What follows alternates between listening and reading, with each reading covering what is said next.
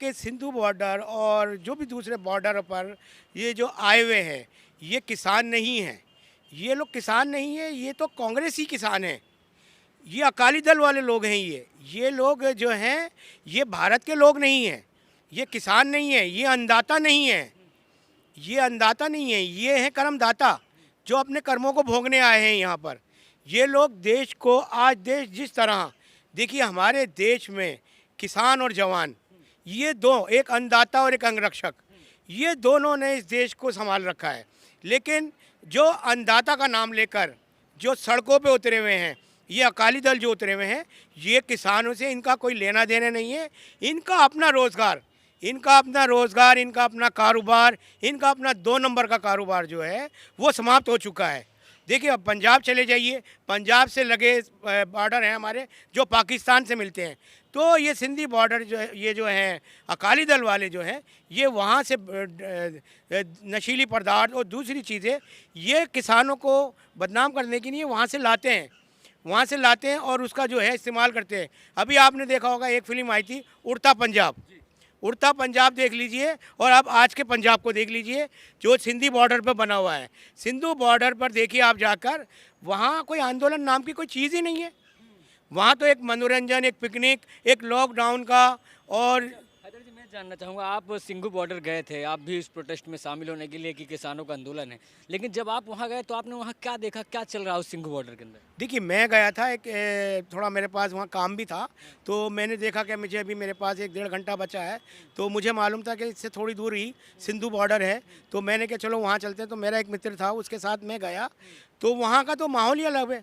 वहाँ तो एक से एक पकवान बनवाए जा रहे हैं, एक से एक जो है चीज़ें, डिशेस तैयार हो रही हैं।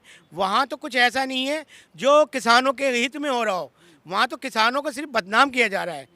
केवल किसानों को बदनाम किया जा रहा है, सरकार को बदनाम किया जा रहा है। देखिए अभी अमित शाह जी ने, अभी होम मिनिस्टर साहब ने खुद स्वयं रेडियो के माध्यम से, टीवी के माध्यम से और आप लोगों के सोशल न्यूज़ के माध्यम से ये घोषणा करी है कि आप दिल्ली में बुरारी में जो है निरंकारी कॉलोनी, वहाँ पर आप आ जाइए, वहाँ पर आप बैठिए, धरना प्रदर्शन कीजिए। और आपके जो लीडर हैं, अभी तक तो इनके लीडर ही नहीं तय हो पा रहे। कांग्रेस ही कह रहे हैं कि तुम आगे जाओ, अकाली दल वाले कह रहे हैं तुम आगे जाओ। अभी तो इन लोगों में खुद में झगड़ा हो रहा है, अकाली दल वर्सेस जो है कांग्रेस में, इनमें झगड़ा हो रहा है कि चेहरा दिखाए कौन अपना। अमित शाह जी से बात करने की हिम्मत इनमें से किसी में भी नहीं है। हिम्मत नहीं है, लेकिन बात ये भी निकल के आ रही है कि जो सीए के प्रोटेस्टर थे वो भी इसमें शामिल हो गए हैं, शाहीन बाग वाले लोग भी समर्थन कर रहे हैं किसानों का। बिल्कुल बिल्कुल बिल्कुल। देखिए जब ये सीए का जो प्रोटेस्ट चल रहा था शाहीन बाग में, तो वहाँ पंजाब से वही सिख आराम से अपना महीने महीने भर का राशन लेके वहाँ आराम कर रहे थे। उनको वहाँ से पैसे मिल रहे थे, खाना पीना सब फ्री मिल रहा था। और वही लोग अब शाहीन बाग में जो लोग थे, चाहे वो किसी भी धर्म से हों, आज वो लोग जो हैं सिंधु बॉर्डर पर जाकर उनका समर्थन कर रहे हैं, उनकी जय जयकार कर रहे हैं।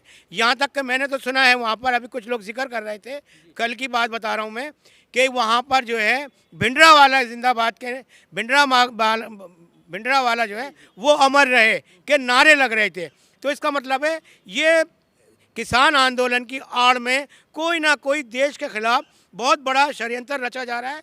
मैं माननीय मोदी जी से, माननीय अमित शाह जी से, मैं उनसे अपील करता हूं, प्रार्थना करता हूं कि वो लोग इन लोगों पर नज़र रखें, कड़ी से कड़ी नज़र रखें, क्योंकि ये आप लोगों का दिमाग भटकाकर अपनी तरफ करना चाहते हैं, जिसके लिए कि पड़ोसी देश जो है वो हम पर कुछ भी गलत सलट अटैक करें, कुछ भी गलत हमारी सेनाओं पर, हम भारतीय पब्लिक पर कुछ भी कर सकते हैं ये लोग। हैदर जी, एक बात ये समझने वाली होगी, जिस तरह आप ये बात कर रहे हैं, भिंडरा वाले के नारे लगाए जा रहे थे, भिंडरा वाले की वजह से तो इंदिरा गांधी की मौत हुई थी, तो आखिरकार अगर कांग्रेस करवाना चाहेगी तो भिंडरा वाले के नारे क्यों लगवाए जाएंगे? क्या इसमें खालिस्तानी आतंकवादी टाइप के जो संगठन है उन्होंने इसको पूरी तरह से हाईजैक कर लिया है? बिल्कुल बिल्कुल। देखिए कांग्रेस की छवि खराब हो चुकी है। कांग्रेस और अकाली दल, कांग्रेस की जो इंदिरा जी ने जो सन 1984 में जो अमृतसर गोल्डन टेम्पल में जो कार्रवाई करी थी, इन्होंने ही उसका विरोध करा था।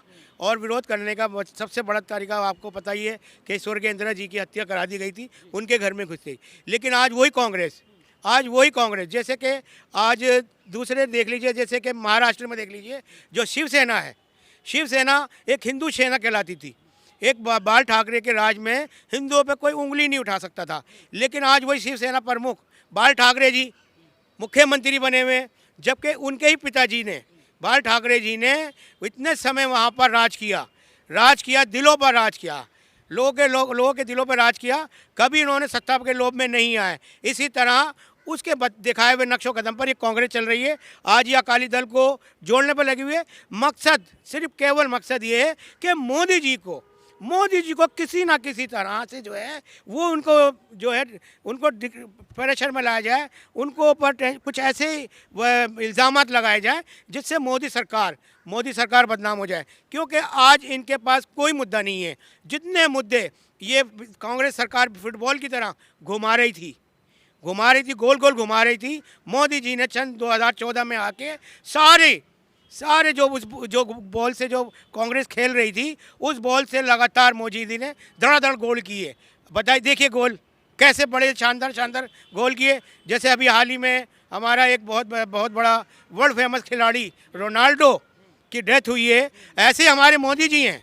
हमारे मोदी जी भी तभी उतरते हैं पाले में जब उन्हें ज़रूरत होती है कि हाँ मेरी टीम को गोल की ज़रूरत है, तो उन्होंने गोल किए। देखिए 370 ख़त्म कर दी, राम जन्मभूमि का मामला ख़त्म कर दिया, 3 तलाक का मामला ख़त्म करा दिया, और दूसरे जीएसटी, नोटबंदी और अब जो लगातार जो ये प्रयास कर रही है किसानों के साथ, कितना बढ़िया अभी सारे सब किसानों के साथ जो उनके हित में बात कर रही है, तो कांग्रेस जो है वो बौखला गई। हैदर जी, एक बात ये बताइए, आखिरकार किसानों को भड़का कौन रहा है आपके नज़र से? क्योंकि कई पार्टियां इसमें, कई संगठन शामिल हो गए हैं, जिस तरह से पूरी तरह से इस आंदोलन को हाईजैक करने की कोशिश किया जा रहा है। अगर किसानों का आंदोलन होता तो सब कोई इसका समर्थन करता, लेकिन जो पूरे के पूरे संगठन, इसके पीछे किसका हाथ आप देख रहे हैं? देखिए अभी हाल ही में परसों ही केजरीवाल जी ने उनको वेलकम किया है। अब केजरीवाल जी से मैं पूछना चाहता हूँ, आप दिल्ली की सत्ता पर से बैठे हुए हो, आप उनको, जिनका कोई मकसद नहीं है, जिस सरकार ने उन किसानों को इतना बड़ा अधिकार दिया है जो आज तक 73 साल में नहीं दिया गया, 70 साल में नहीं दिया गया। कारण किसान पहले मोहताज था, क्योंकि ये जितने भी बड़े बड़े दलाल होते थे, ये एक मीटिंग करते थे कि देखो जी अब फसल कटने वाली है, किसानों की फसल कटेगी, आपने जो रेट तय करना है वही रेट मैं बताऊंगा, वही रेट ये भाई बताएगा, वही रेट ये बताएगा, तो किसान परेशान हो जाता था। लेकिन आज मोदी जी ने जो किसानों को खुली छूट दे दी है कि आपको जहाँ भी अच्छा लगे, जहाँ भी अच्छे पैसे मिले आपको, आप अपना अनाज, अपना गन्ना, आप अपनी दूसरी फसलें वहाँ बेचिए। तो ये सरकार, ये जो विपक्ष वाले हैं, ये घबरा गए।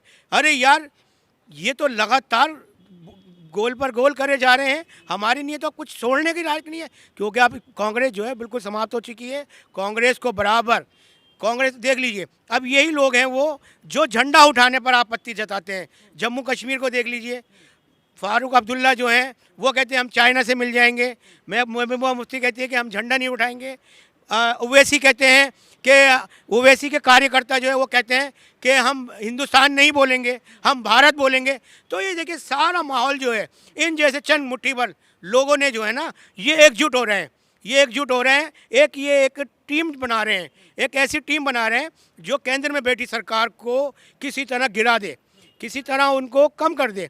लेकिन ये कितने ही एक हो जाएं, ये चाइना से मिल जाएं, पाकिस्तान से मिल जाएं और राज्य देशों से मिल जाएं, ये मोदी जी का कुछ नहीं बिगाड़ सकते, क्योंकि मोदी है तो मुमकिन है। मैं मोदी की तरफ नहीं जाना चाहूँगा, मैं मामला मेरा किसानों की ओर है। क्योंकि किसानों के लेकर जिस तरह से कैप्टन अमरिंदर सिंह का चाहे रवैया रहा हो कि खट्टर सरकार किसानों को आगे नहीं जाने दे रही है, दोनों के बीच में जो झड़प चल रही है, अमरिंदर सिंह के चाहे तू तड़ाक वाला मामला हो खट्टर के लिए, जिस तरह खट्टर सरकार को तू तड़ाक से बात कर रहे हैं, उसको आप कैसे देखते हैं?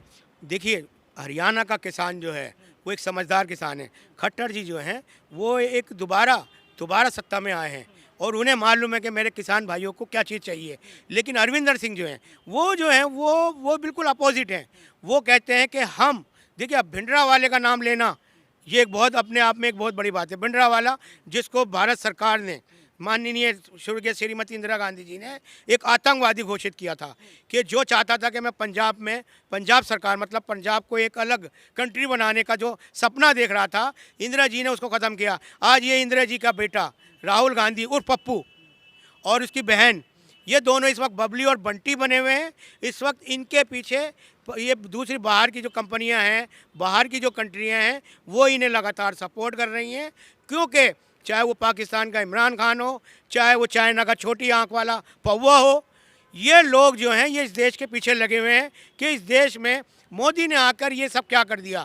जो लोग हमारे आगे झुकते थे आके, जो हमारे देश के राजन प्रधानमंत्री और इससे पहले के जो प्रधानमंत्री बाहर जाते थे, कॉन्फ्रेंस में जाते थे, वहाँ वो हाथ बांध के खड़े रहते थे। हैदर जी, मेरा लास्ट सवाल है, क्या सीए की तरह फिर एक आंदोलन खड़ा किया जा रहा, जिस तरह शाहीन बाग में आंदोलन खड़ा किया गया, क्या फिर वो उससे वैसा ही आंदोलन दिल्ली को फिर भोगना पड़ेगा, वैसी ही रोडें फिर जाम होंगी दिल्ली की? बिल्कुल बिल्कुल, लेकिन उस वक्त के समय में और आज के समय में, उस वक्त राजनाथ सिंह जी थे, लेकिन आज अमित शाह जी हैं। और अमित शाह जी को पूरा हक है, साम दाम दंड भेद, ये इन चारों का प्रयोग करके इन लोगों की जो इन लोग जो कि मंशा लेकर दिल्ली में घुसने की कोशिश कर रहे हैं, इनको कामयाब नहीं होने देंगे। और अमित शाह जी ने खुल के कहा है कि आप बात कीजिए, लेकिन आप नेता तो लाइए। नेता तो है ही नहीं इनके पास। ये एक भगोड़ों की पार्टी आई है वहाँ पर। जिन लोग कहते हैं कि जी हम 6-6 महीने का राशन लेके आएँ, क्या 6 महीने का किसान 6 महीने का राशन लेके आएगा, या वो अपने घर परिवार को नहीं देखेगा? ये लोग वो हैं जिनके आगे पीछे कोई नहीं है। ये सिर्फ देश को बदनाम करना चाहते हैं, देश को उलझाए रखना चाहते हैं। लेकिन मोदी जी इन सब चीज़ों से बहुत दूर हैं। वो देश की उन्नति में लगातार, अभी देखिए कल ही अहमदाबाद गए, हैदराबाद गए, पुणे गए। क्यों गए?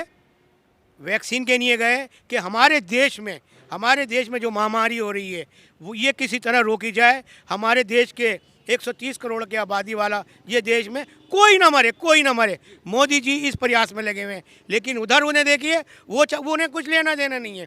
चाहे बारिश आए, आंधी आए, तूफान आए, वहाँ उन्होंने कोई सुविधा नहीं करी हुई है। सिवाय खाने के हर चीज़ की मुहैया कराई जा रही है, हर चीज़ दी जा रही है उनको।